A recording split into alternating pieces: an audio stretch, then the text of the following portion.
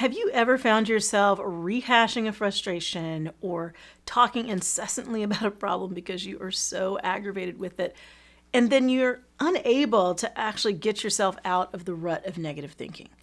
It is not uncommon.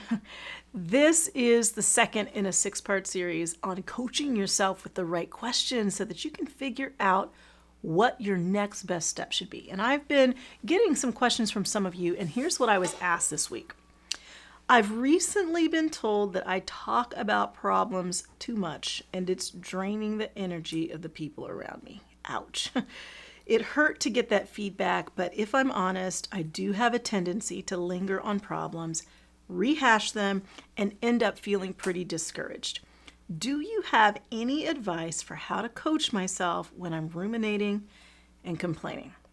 So, look, ruminating is when we just kind of get stuck in thinking about something over and over and over again. Often we're looking for the right answers, but we really need to start with the right questions. And so I've got one I want you to ask yourself. Anytime you find yourself focused on talking about over and over again, ruminating on what you don't want. This can happen at work when there's an issue. This can happen at home. This can happen with your friends. It can happen with family, where anybody that'll listen, you just keep talking about the problem, talking about essentially what you don't want. And I want you to interrupt that pattern by asking a very simple question. What do you want? That's it. What do you want? Because it can be really easy to go down that rabbit hole of just talking about and thinking about what you don't want.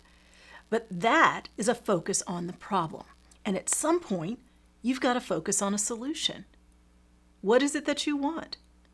Do you want someone to understand what your boundaries are? Do you want to actually do something different? Do you want to give yourself permission to make a change so you're not putting up with this anymore? What is it that you want? When we start to think in terms of what we want, thinking in terms of solutions, what we're really doing is focusing on what's called an internal locus of control. There are many things in our lives, many situations that we don't have that much control over. Maybe the organization is making a decision and you don't like it, but you really have no say in it. Perhaps someone close to you is doing something or engaging in a behavior that you don't like, but you can't really control them. But here's what you can control. You can control you. You can control your reaction to the situation. You can control what you say. You can control how you show up. And so oftentimes when we start asking, what do I want? What we're really saying is, what do I have some say-so over? What do I have control over? What might be a solution that will move me forward? So next time you find yourself overly focused on what you don't want, stop yourself and say, what do I want? And allow that to guide your next steps.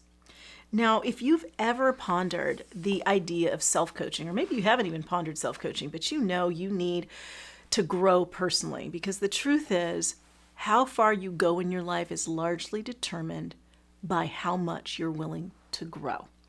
Then I've got something I think you'll find really helpful. It is a course, a free course, simply called How to Coach Yourself.